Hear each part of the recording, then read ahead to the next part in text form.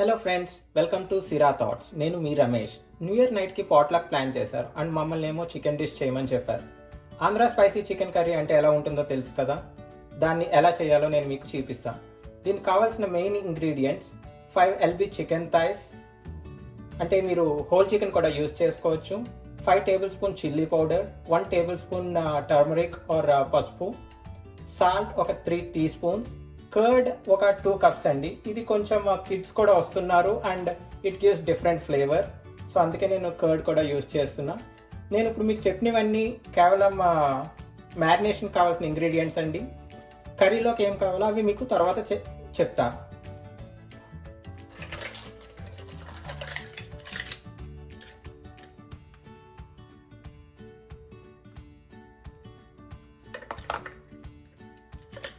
And next salt అండి. నేను already chilli powder ఒక 2 టేబుల్ స్పూన్స్ వేసానండి, అందుకే నేను ఒకటే వేసాను అందులో. ఇప్పుడు ఈ చిల్లీ పౌడర్ ఆల్రెడీ ఇందులో పసుపు కూడా ఉందండి, ఇది రెండు మిక్స్ చేసి, అందుకే మీకు సెపరేట్గా టర్మరిక్ పౌడర్ చూపించలేదు నేను. ఓకే, అండ్ 2 కప్స్ కర్డ్ అండి.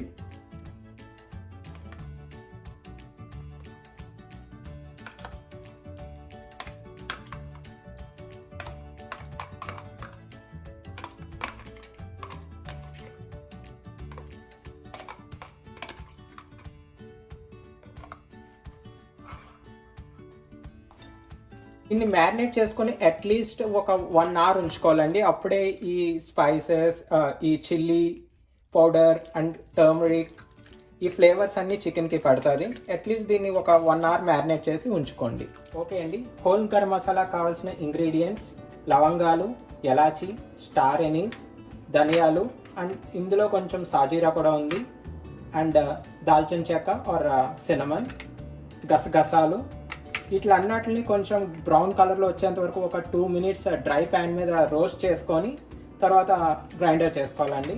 నేను ఆల్రెడీ ఇది తీసుకున్నాను. నేను ఒక అరౌండ్ 2.5 kg చికెన్కి అరౌండ్ ఈ కప్ సైజ్లో వచ్చిన గరం మసాలా మనం వేసుకోవచ్చు. అండ్ మనకి కర్రీ కావాల్సిన ingredients: tomato, onions, around 8 whole green chilli, curry leaf, and ginger garlic పేస్ట్కి మనకు కావాల్సిన జింజర్ ఈ క్వాంటిటీలో పడుతుందండి, ఒక 2 kg చికెన్కి ఆర్ 5 LB చికెన్కి. అండ్ కొత్తిమీర అండ్ ఆయిల్ అండి. ఓకే, ఇప్పుడు కుకింగ్ ప్రాసెస్లోకి వెళ్దాం. ఓకే అండి, జింజర్ గార్లిక్ పేస్ట్ చేస్తున్నప్పుడే మనం టొమాటోని కూడా యాడ్ చేసేస్తాము ఈ జింజర్ గార్లిక్ పేస్ట్లోకి.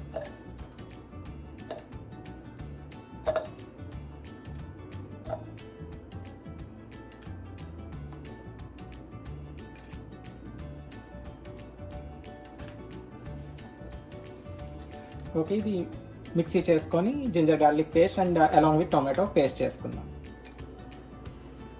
ఓకే అండి, ప్యాన్ స్టవ్ మీద పెట్టుకొని ఆన్ చేసుకుందాం. నేను నా కుకింగ్ అంతా మీడియంలోనే చేస్తానండి, నాకు హైలో చేయడం ఇష్టం ఉండదు.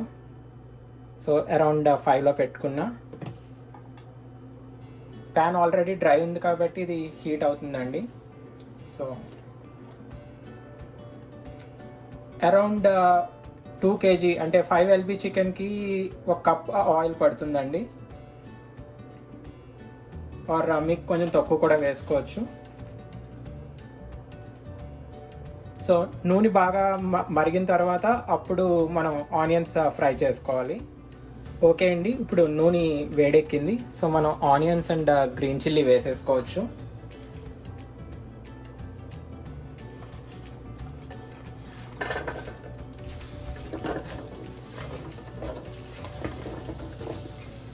సో ఇది గోల్డెన్ బ్రౌన్ కలర్లో వచ్చేంత వరకు దీన్ని ఫ్రై చేయాలండి. ఓకే అండి, చూసారు కదా, ఇప్పుడు ఆనియన్స్ బాగా బ్రౌన్ కలర్లో వచ్చాయి. ఇప్పుడు మనం కర్రీ లీఫ్, అదే కరివేపాకు కూడా వేసుకోవచ్చు. వేసుకొని కొంచెం ఫ్రై అయినవ్వండి, మంచి ఫ్లేవర్ వస్తుందండి అండ్ ఈవెన్ ఆరోమేటిక్గా కూడా ఉంటుంది ఇది. అండ్ ఇప్పుడు ఇది ginger garlic and tomato paste అండి. మనకి చికెన్ కర్రీలో జింజర్ గార్లిక్ స్మెల్ వస్తుంది, సో ఇది బాగా ఫ్రై అవనివ్వాలి మనం.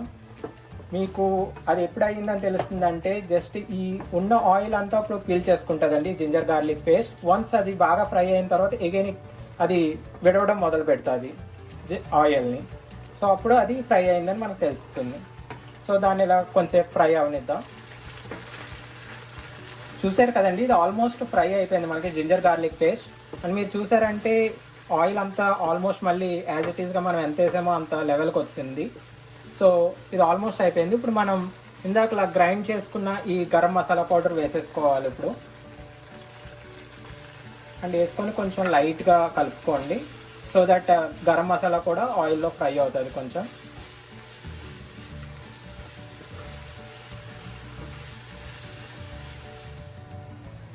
ఓకే అండి, ఇప్పుడు చూసారా గరం మసాలా ఆల్మోస్ట్ ఫ్రై అయిపోయింది. అండ్ ఇది చికెన్ని దగ్గర 1.5 hour మ్యారినేట్ చేసామండి. సో ఇది మెల్లిగా ప్యాన్లో వేసుకోండి.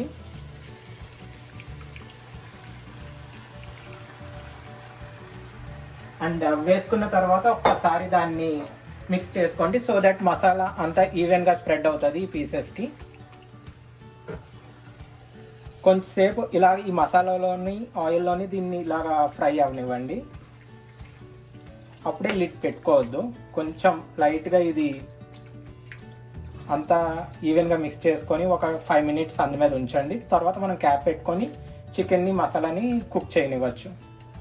ఓకే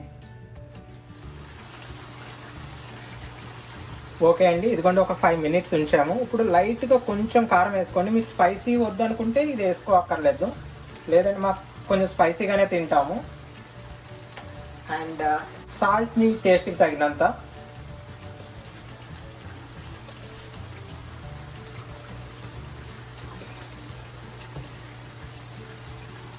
అండ్ ఇప్పుడు కొత్తిమీర కూడా వేసుకోవాలి.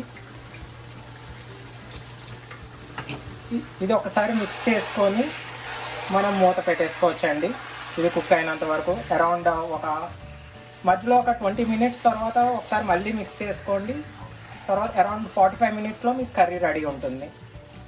చూసారు కదండి, మొత్తం కర్రీలో ఉన్న ఆయిల్ అంతా మీకు బయట ఫ్లోట్ అయింది, అంటే కర్రీ అంతా కుక్ అయిపోయింది అనమాట.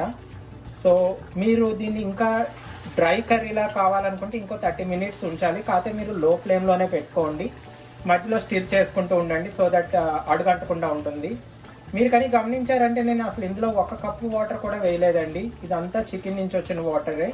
సో దీన్ని ఇలా మీరు ఇంకో 30 minutes దాన్ని మగ్గనిస్తే మీకు డ్రై టైప్లో కర్రీ వస్తుంది. సో దీన్ని కొంచెం గార్నిష్ చేసుకోవడానికి నేను కొంచెం కొరియాండర్ వేస్తాను. అంతే అండి, spicy Andhra chicken curry ready. Thank you.